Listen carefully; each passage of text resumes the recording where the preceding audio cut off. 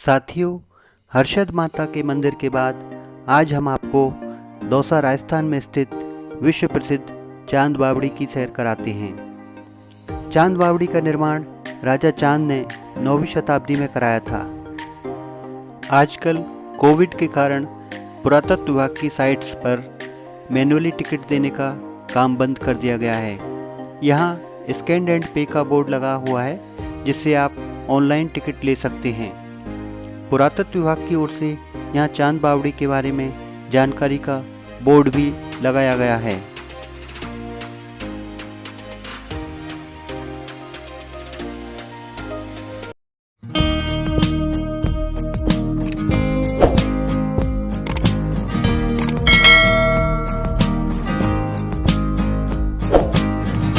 Online ticket लेने के बाद और टिकट चेक कराने के बाद अब हम यहाँ से चांद बावड़ी में प्रवेश कर रहे हैं। अंदर आते ही एक अलग सा एहसास हो रहा है। चांद बावड़ी को अब तक हमने किताब और फोटो में ही देखा था। इसके बारे में मन में बहुत सी विस्मय और रहस्य की भावनाएं बनी हुई थी। बताया जाता है कि बावड़ी में एक गुप्त सुरंग मौजूद है।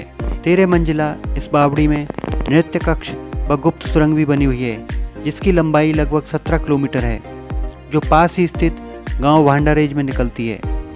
बावड़ी की सुरंग के बारे में भी ऐसा सुनने में आता है कि इसका उपयोग युद्ध या अन्य आपातकालीन परिस्थितियों के समय राजा और सैनिकों द्वारा किया जाता था। लगभग 6-7 साल पूर्व बावड़ी की खुदाई में और जीर्णोद्धार में भी एक राजा का शिलालेख मिला है, जिसमें राजा चांद का उल्लेख मिलता है। चलो अंदर आकर मैं सबसे पहले आपको इसकी झलक दिखा देता हूँ। तो दोस्तों, ये है विश्व प्रसिद्ध चांद बावड़ी, जिसको देखने के लिए पूरी दुनिया भर से लोग आते हैं। राजा मिहिर भोज को ही चांद नाम से जाना जाता था। चांद बावड़ी आवानेरी गांव में हर्षद माता के मंदिर के सामने स्थित है।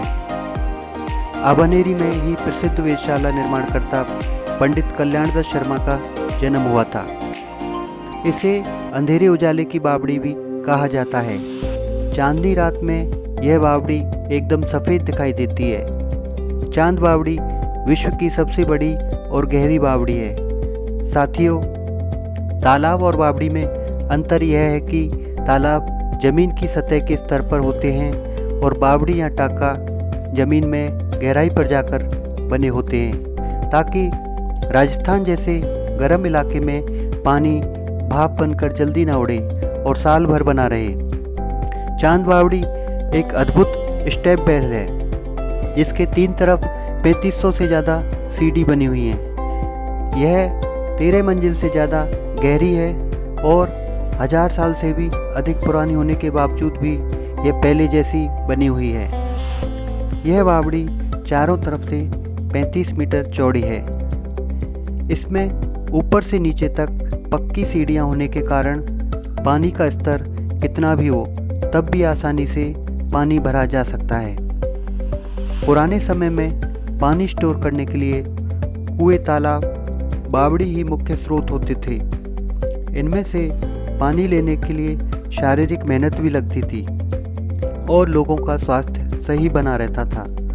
आजकल वाटर सप्लाई और टैंक के स्टोरेज के चलते पानी के लिए की जाने वाली मेहनत बंद हो गई है, जिससे स्वास्थ्य पर भी विपरीत असर देखने को मिलता है।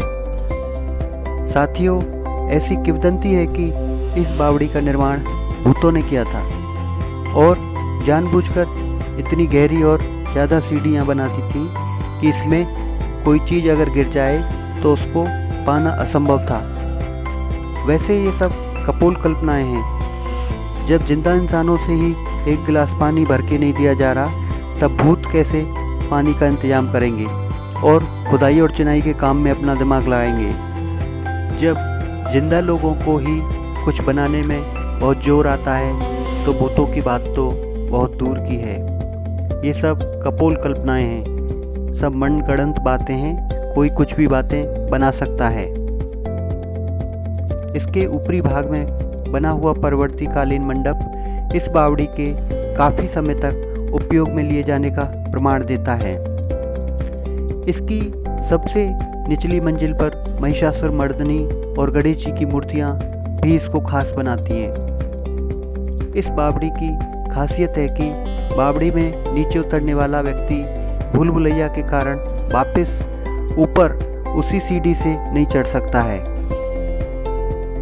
बावड़ी के अंदर परिसर में हर्षद माता मंदिर की खंडित मूर्तियों के टुकड़े संभाल कर रखे हुए हैं। विख्यात इतिहासकारों का मानना है कि हर्षद माता का मंदिर पहले वैष्णव मंदिर था, जिसमें बाद में हर्षद माता की मूर्ति लगा दी गई थी। वैष्णव मंदिर के अवशेष आज भी जयपुर में आमेर के किले में रखे हुए हैं।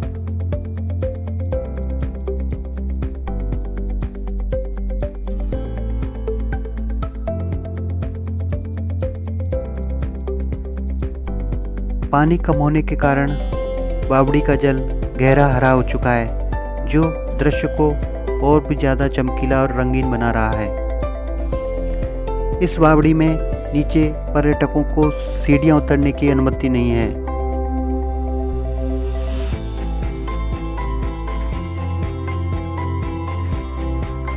बावड़ियों की संरचना इस प्रकार होती है कि इनमें जैसे जैसे हम नीचे जाते हैं ये सक्रिय होती जाती हैं।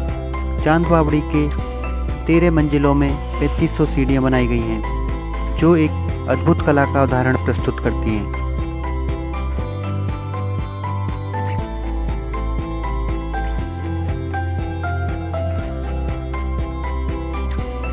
चांद बावड़ी एक ऊंची चार दीवारी से घिरी हुई है तथा एक गलियारा इसके समांतर निर्मित है। भारतीय पुरातत्व सर्वेक्षण के गाइड ने मुझे बताया कि यह चार दीवारी और जो प्रवेश द्वार है यह शुरू के इसके साथ के निर्माण नहीं है, इनको बाद में बनाया गया है। इस गलियारे में कई बहुत सारी कलाकृतियां रखी हैं, जिनको हर्षद माता मंदिर के अवशेषों में से लाया गया है। यहाँ गलियारे में जो विभिन्न प्रकार की कलाकृतियाँ एवं खंडित मूर्तियाँ रखी गई हैं, उनमें लाल पत्थर में बने शिव स्पेशल हैं। ध्यानमग्न शिव तथा शिव पार्वती, कल्कि अवतार में विष्णु, परशुराम, कार्तिकेय और महीन नक्काशी में की गई महिषासुर मर्दनी की मूर्ति है।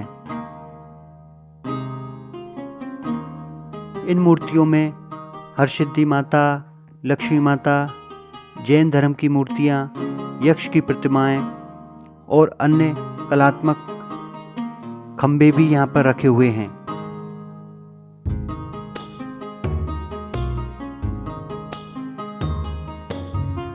आभानेरी में प्रत्येक शरद नवरात्रि के समय 3 दिन का वार्षिक आभानेरी महोत्सव आयोजित किया जाता है। दशहरे से 10 दिन पूर्व यहाँ ये महोत्सव आयोजित किया जाता है। इस अवसर पर भारी संख्या में पर्यटकों की भीड़ रहती है। गांव के लड़के बावड़ी के भीतर छलांग लगाने की प्रतियोगिता भी आयोजित करते हैं।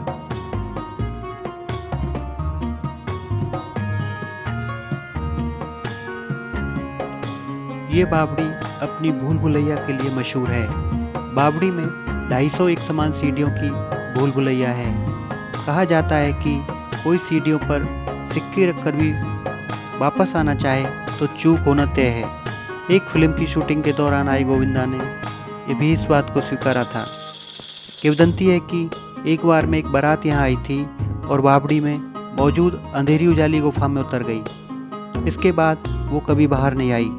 कहते हैं चांद बावड़ी, अलूदा की बावड़ी और भांडारेज की बावड़ी को एक रात में ही बनाया गया था।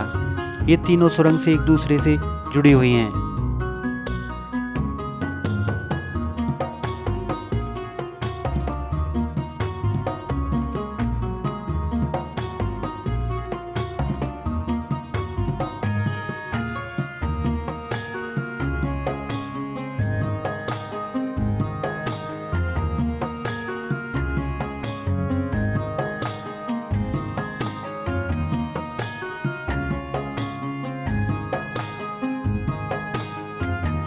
राजस्थान एक सूखा रेगिस्तानी प्रदेश होने के कारण यहाँ बावड़ियों का निर्माण सामान्य है।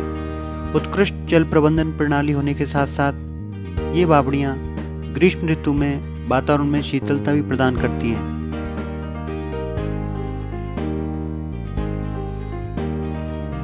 दोस्तों, अगर वीडियो अच्छी लगी हो तो वीडियो को लाइक करने का श्रम करें और मेरे YouTube चैनल को सब्सक्राइब करने की कृपा करें।